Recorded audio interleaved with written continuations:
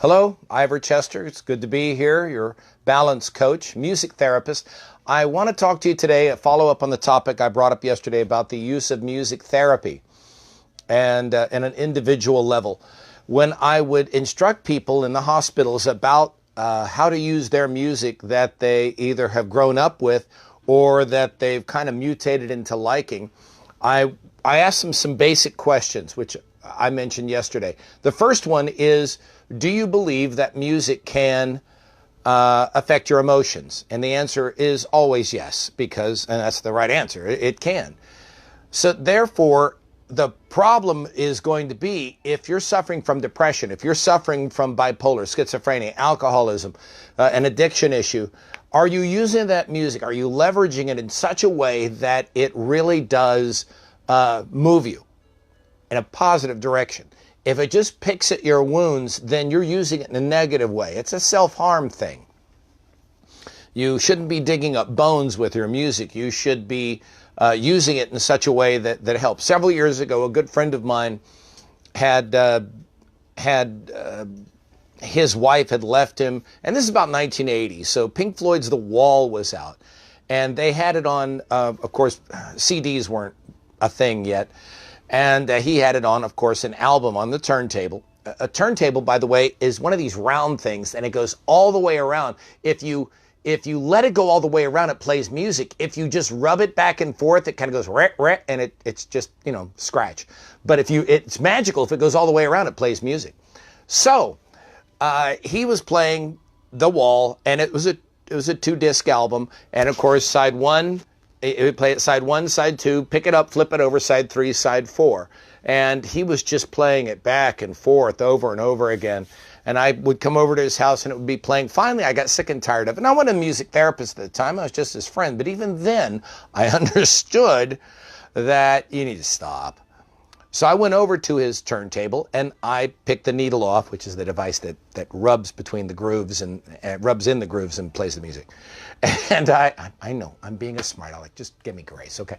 So anyway, I picked up the albums and I pointed at him with it and I said, "Look, I'm going to keep these until you get better." And he said the wrong thing. He said, "But they make me feel like I'm not alone." And I said, "Look, Roger Waters and David Gilmour and the rest of them don't give a hang about what you feel like.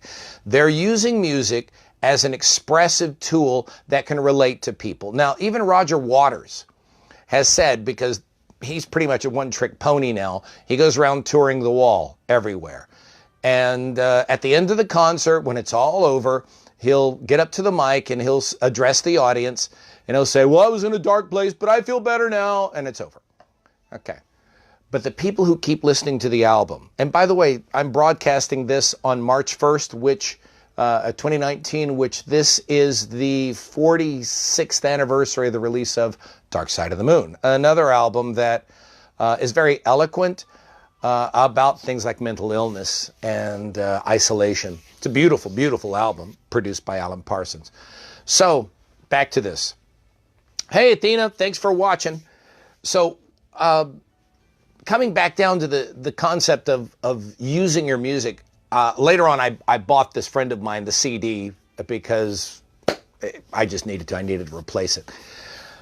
But I realized that people, and I was very guilty of this, and I can still be if I have this mindset of negative repetitions. So what I do next is I tell people you need to, and I mentioned this yesterday, get your cell phone, your smartphone.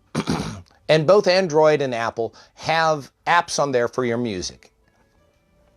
You open it up, and frankly, I download my music onto my phone, a few thousand songs. I get an extra card. Android, you can buy a card, an external hard drive, an external card.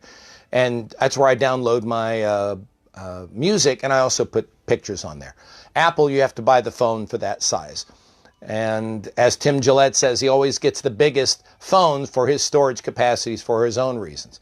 Now, I then tell them, the reason, by the way, I download is so I never have to worry about carrier, for charges. but also I can access it in the middle of an office building where most people don't get coverage. Excuse me. So I get my cell phone, I open up the app, and it allows me to make playlists. And these playlists I create for a mood I desire. So if I'm depressed, I may, at first I would say depression fuel. Okay. And when I was very depressed, I would just play this, and it was like picking at wounds, and it just confirmed the fact that I was depressed. And it was sad music, and it was boo-hoo, and poor pitiful me, and it was, excuse me, it was all a lot of instrumental that just wasn't helping the point.